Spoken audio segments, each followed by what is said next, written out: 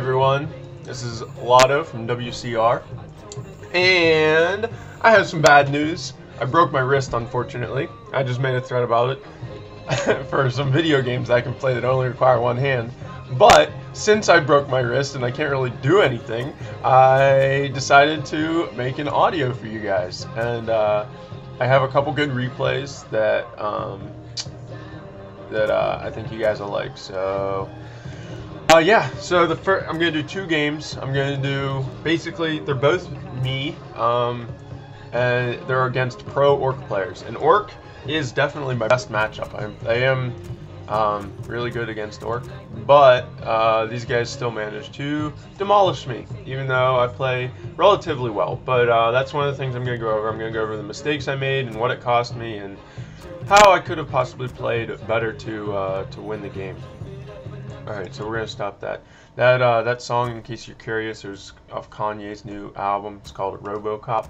It's probably my favorite song on the album. Okay, so first game I'm going to do is going to be against Focus, and I played him for that WCG thing. I played him twice, but only one of the games was good. The other game was pretty terrible. So I'm going to go over the good game, because the other game just isn't entertaining whatsoever. Okay, the first game is on trying to stand, and get that queued up. I'll label the replay like game 1 or game 2 or focus or whatever. But yeah, get it queued up at, like, I guess 1 minute, and we'll go over how you are supposed to beat orc and what I did wrong. Okay, so get that queued up at 1 minute. It's me against Focus, trying to stand. Me top left, him bottom right. While you guys are getting that queued up, I'll talk about the base build a little bit. I always do the same base build against orc on this map because it's by far the best. What you do is you build your altar way down at the bottom against the trees, and then you build your moonwell right next to the altar. And then what you're going to do is you're eventually going to use that AOW and bring it down and block it off after you build a couple more moonwells. Okay, so you should have this queued up at 1 minute. So let's go ahead and unpause it in 3, 2, 1, unpause. Okay, so I say time for revenge, because I played him in Zotac earlier that week too. And that I actually played pretty well against him in Zotac, but he beat me in that too. But I always like the chance to play people that are better than me. So I saw him in the channel, and he was trying to get higher in rank, and I was actually higher than him. When I played him, I was like rank 3 or something, and he was like rank 5. And he was trying to get higher in rank. And the way the WCG ladder works is, like, you get a ton of experience if you beat someone that's higher than you, and you lose a ton of experience if you lose to someone that's lower than you. So he wanted to play against me, and I wanted to play against him, so we searched against each other a couple times. And like I said, we found each other twice, but the one game was a complete rape. So this game is a little more entertaining, in my opinion, in terms of it's a little bit better of a game.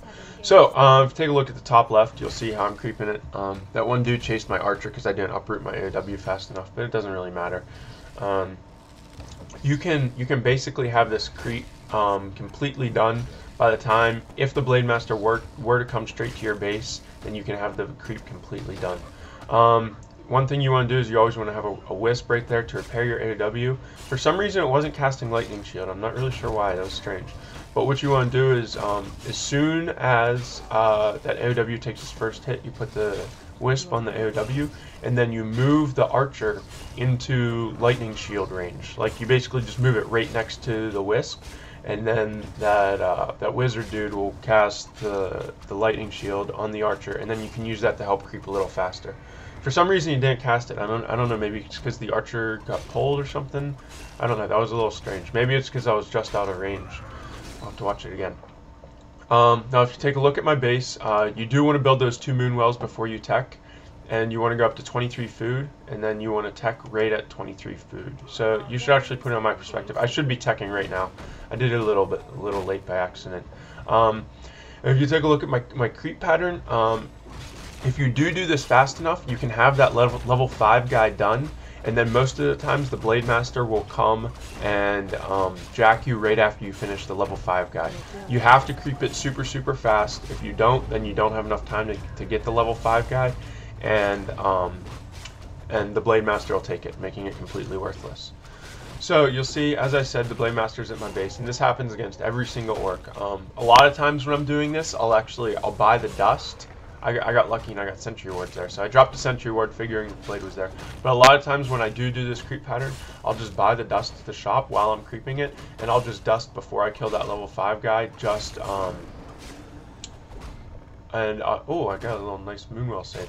And I'll buy the dust, and I'll dust just before I get that level 5 creep, because getting that level 5 creep is really important in terms of getting a fast level 3.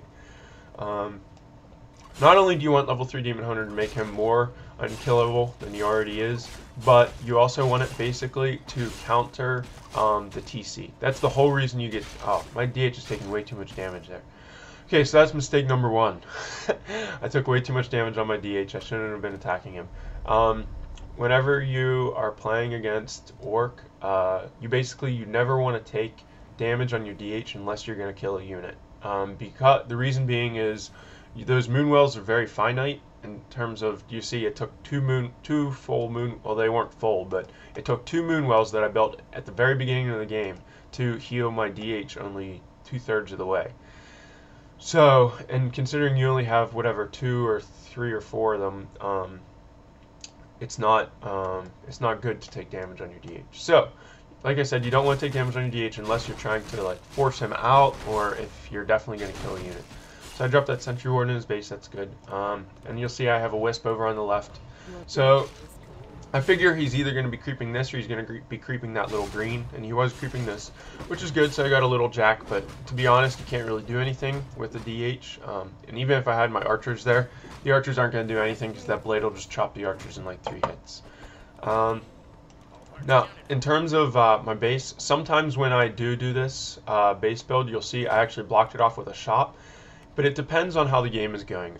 If they're pressuring a lot, what you want to do is you walk your AOW back to that spot. You root it right where my shop is, so it's still blocked off, and then you just rally your archers into the back. And then what happens is if you're pressuring, or if he's pressuring your base, you'll have like however many archers you need to make.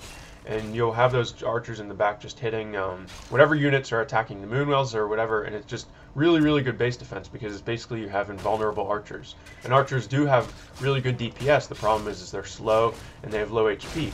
So by blocking off your base and rallying them behind those Moonwells to the point that the Orc can't attack them, those archers are great base defense. Now, in Ladder, I'd been trying something kind of relatively new in terms of, I was trying to go Tinker 2nd and Alchemist 3rd. So you'll see I got Tinker 2nd.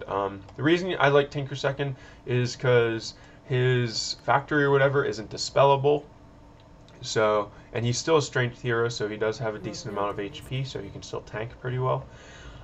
That's why I got Tinker 2nd. And then the reason I've been experimenting with Alchemist 3rd is because I've been losing against really good orcs on maps like Echo Isle, where there's only 1 shot, because I can't get the heal scrolls fast enough. And what happens is the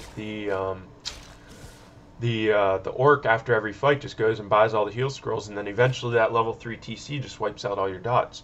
So I've been going Alchemist. I mean, once I have the strat finalized and I'm actually good with it, then I'm only going to do it on Echo Isles. But up until when I'm trying to learn a strat, I just do it on every map until I get good with the heroes and I get used to having them in the certain hot groups. Because I always use the F1, F2, F3 keys to control my heroes, and I actually did it a couple times this game because this is only like the 3rd or 4th time I'd done this, and I use those F keys, and sometimes I just automatically think of F3 as being my Tinker key because I always get Tinker 3rd. So I have to get used to that, so that's why